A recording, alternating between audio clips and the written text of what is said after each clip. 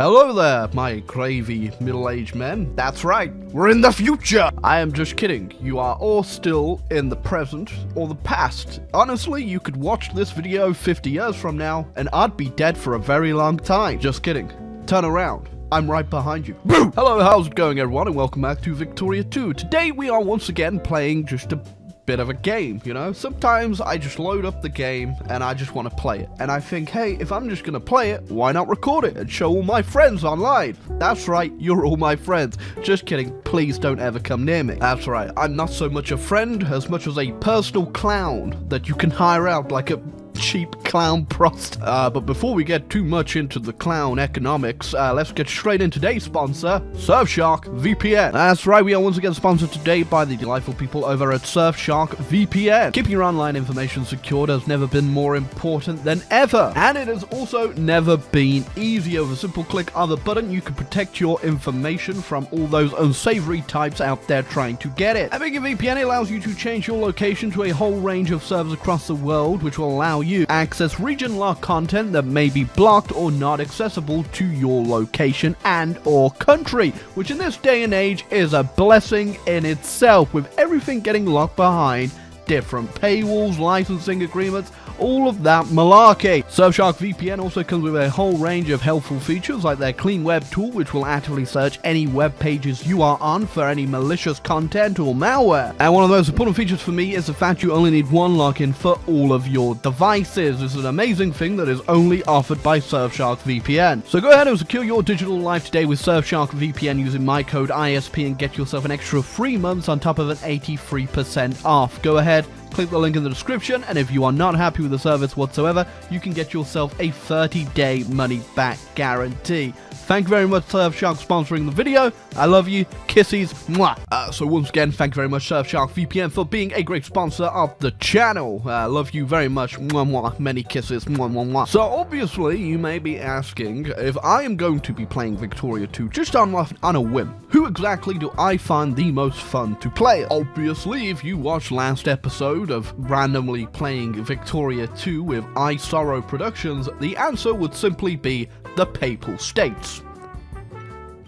Yeah, we're not going to talk about that one ever again. That was the that's going to be buried in the history book. But for realies, I think one of the most fun nations to play in Victoria 2 is Russia. Russia, great place, full of wonderful people, great scenery, great food, drink, nerve agents. In the course of these videos, all I want you guys to do, and that is all I'm ever going to ask for you to do, is just simply give Victoria 2 a go. If you have it in your library, just boot it up right now. Go ahead, play it. Let's make Victoria 2 the most played game in the world. I'm just...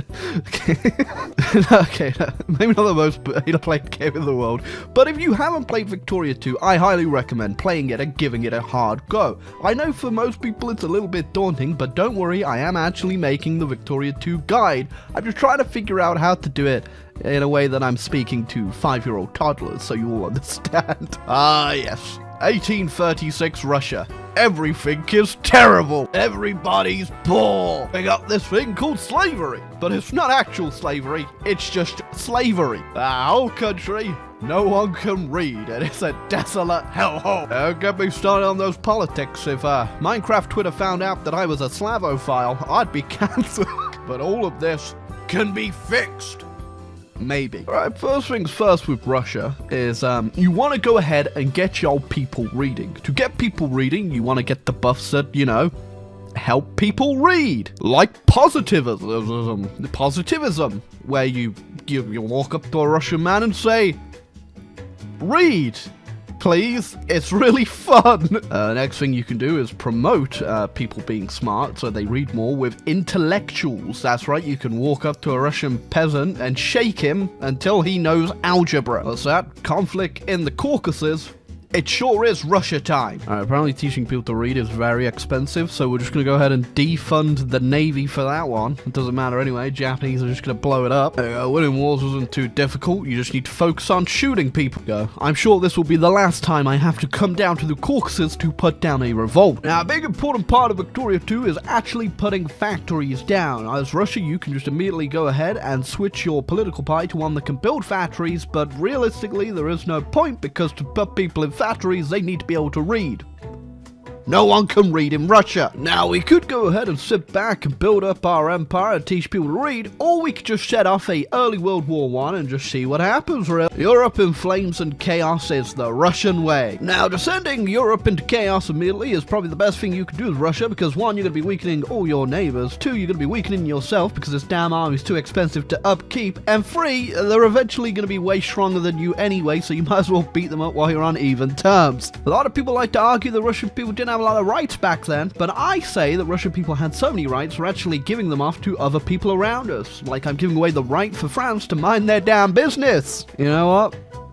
This is incredibly cursed. The Russian colonial mission. That's not that bad. I just sort of moved the border a bit more south, and all it cost me was a few 100,000 dead Russian peasants. Some of those peasant armies not looking too good, but hopefully we don't have to worry about anyone else declaring war on us anytime soon. Oh, shh.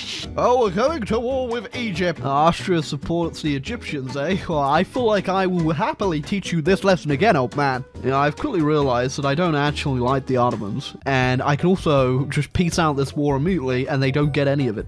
So I'm going to do that. I am what you call a scumbag. If only we could have predicted this rising up. Oh, well, I did predict it. That's why my army's already here. Fun thing about Victoria 2 is that you, like most Paradox games, a lot of cheese in it. I just cheese my way into the peasant reform, which gets rid of my serfdom, which is incredibly good, by simply not invading these guys so they're winning the war, and then they send me peace deals that increase my militancy.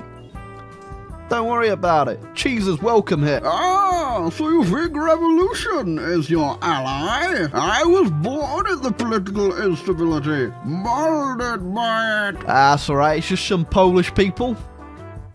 I mean... Oh no, the Polish... Don't worry, people of Poland. I'll do a Poland game in Victoria 2 one day, when I ever can be bothered. That's right. You happy to see me, or is that a... you're definitely not happy to see me.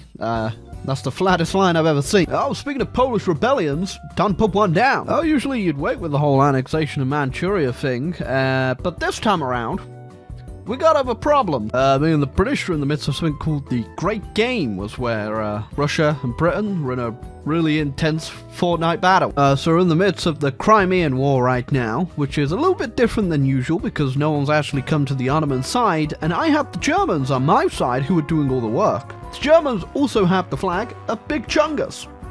Interesting choice, Germany. Yeah, it's very odd that this war is still called the Crimean War, considering the context of why it was called the Crimean War in the first place. There you go, problem contained, and just in time for the 5th annual Russian Peasant Revolt. Oh damn, I found the source of the Nile. I wasn't expecting it, so we will call it Lake Russia. Also a bit early for the old Russo-Japanese war, but they did try to invade my ally Korea, so we're gonna put them in their place. Let's see how much they like this one.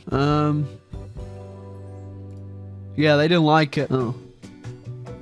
I just realized the Bulgarians are sieging down Tokyo. There we go, not really interested in taking land off them, just their money. I also realized that there were a few peasants rising up in Alaska, so I'm just gonna sell it so I don't have to deal with it. There you go, America, have fun dealing with my problems. My friend Romania declared war on the Austrians, so they called me in to fight the Austrians, and because I'm friends with Belgium, Belgium's also killing the Austrians. It has been a few years though since we blew up the Austrians, and it is good to return to tradition now and then. Yeah, this one's a little bit overkill, but it is hilarious. There you go, look at that. Slightly bigger Romania. I do gotta say, Russian colonial Africa was never my intention when starting this game, but it is turning out to be very interesting. I guess me and Romania beating up the Austrians is now some sort of annual tradition. Slightly more bigger Romania. Oh. Apparently we're bullying Austria some more, so yeah, sure, why not? There you go. They may ask what the peak Austria-Hungary is. And this is it right here. Italy's looking interesting. Just, making it look better over here. Oh, it just got so much worse. They just released Bohemia. There's now Bohemia and Czechoslovakia. I probably should have foreseen the Germans invading Czechoslovakia, shouldn't I? Oh, it was going to happen at some point. War of the Germans. Why are we at the War of the Germans? Second Ottoman liberation of Southern Macedonia. Yeah, sounds about right. So yeah, if you can't tell by the German troop placements, that didn't go too well. But don't worry about it. We'll be back, Germany. Russian Titanic. That's probably even more depressing than the actual story of the Titanic. We're doing it. Well, I think it's time. And, that has nothing to do with it. Oh, also knows I'm #1 world GP. Probably because the other 2 GPs below me are currently death warring. I think I'm prepared this time. Oh, yeah. Here comes the German horde. I've eviscerated much of their front line immediately because they are attacking me, which means we get the defensive bonus. But they still kind of slivered down into my sphere a little bit. Nothing more patriotic for a Russian than destroying a German. Is this slight overkill? Is this beautiful?